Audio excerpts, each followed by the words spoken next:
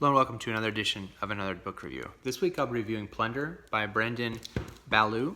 I'll talk very briefly about the author, go into an overview of what the book is about, talk about what I liked about it, what I didn't like about it, who I'd recommend the book to, and finish off with what I'll be reading for next time.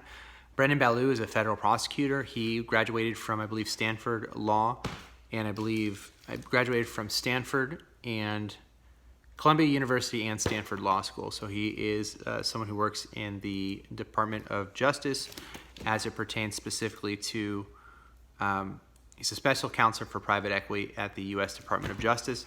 So he has a front row seats for what the book is about, which is private equity in the United States.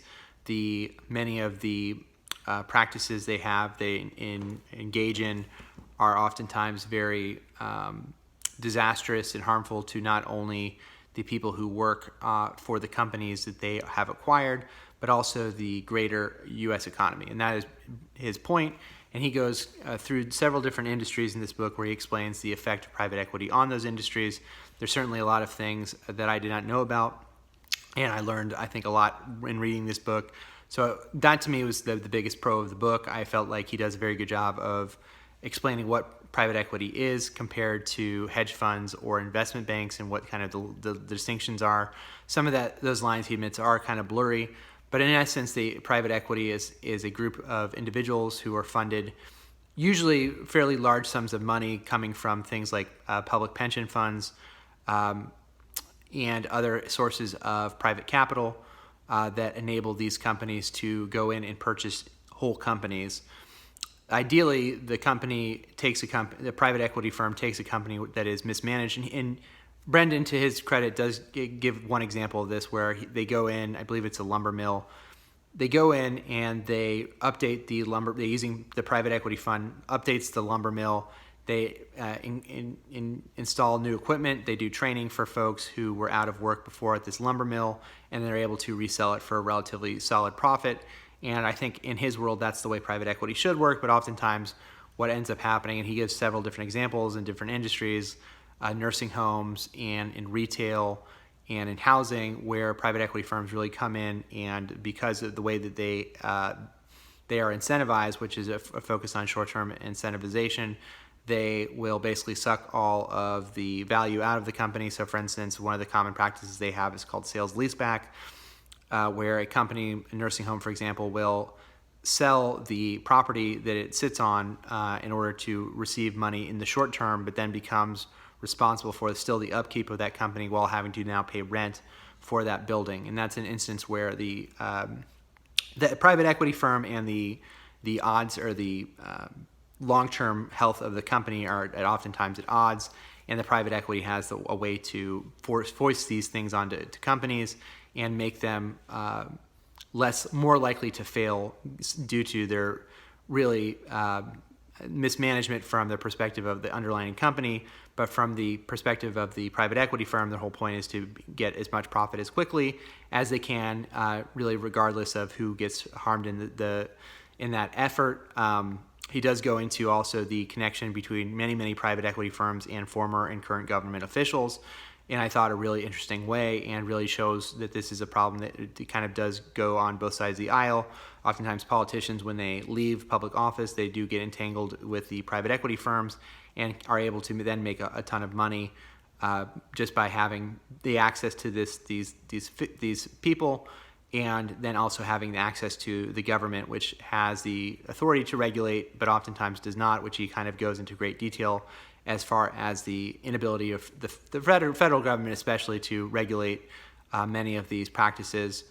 The other thing that I never really recognized before that was kind of the light bulb moment for me is just how many employees work for companies that are owned by private equity. And I think he said, if you took the private equity firms and you added up all the employees that worked for companies that are owned by these private equity firms, they would be like in the top 10 employers in the country. They would still be, I believe, behind Walmart and Amazon, but I think it's pretty close. They're somewhere in the top 10. I'm not quite sure if they're in number 1 or number 2 where they are, but they're very up there. And so I thought all those things were really good. If there are some cons to it, there's a point where he compares private equity to the investment bankers in 2008, the big banks there. I don't think he quite makes his point where the issue with the bankers in 2008 was that there was no line between the funds dealing with depositors and the funds dealing with investment banking. So those two things, due to Glass-Steagall being repealed, were able to commingle. Because those funds were commingled, the risk that was coming from the investment banking side of the ledger, that risk was also, unbeknownst to I think many depositors, laid on them. And so that was really, the commingling fund was really the issue. I think his issue is more if these companies at the very, very top, the private equity firms, somehow are able to fail, then that would send a ripple effect down throughout the entire economy just due to the number of people that they employ. Because these companies work in so many different sectors, that to me wasn't as thoroughly examined as much as I would have liked it to be. It's a little bit of a throwaway. They certainly are very, very large, and there's a question of whether they have gotten too big to fail, and there's a question of whether or not you can restructure certain things to make the private equity world maybe less enticing to people. One of them is, I think, dealing with the way that they're paid. He mentions kind of the carried interest loophole, I believe, is the tax term for how they are paid. There's also the 2%, 20%, where the private equity firm typically receives a 2% fee, I believe, on revenues of a company, as well as 20% of profits over a certain threshold.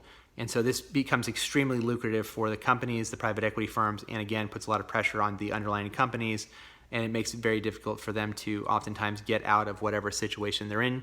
He also doesn't really go into why the private equity firms are able to acquire these companies in the first place. He points to, I think it's American Eagle or Aurel Postel, where he says that they did something that was interlocking. I forget what the term is, but basically they were able to do a move that many people, I think, would see as immoral, that forced this company into bankruptcy, where they then took advantage of their bankruptcy status.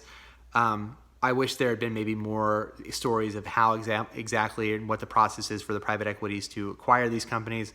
My underlying feeling is that they're probably sold by founders and other folks. They oftentimes, the flip side of that he doesn't really talk about, is oftentimes private equity comes in when companies are under distress to begin with, and that kind of complicates some of the stories that he talks about.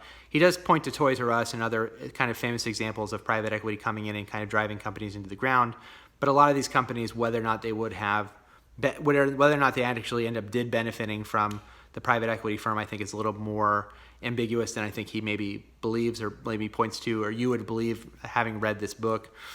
He does have a long list of remedies for this situation that he goes over at the end. I think that part kind of dragged.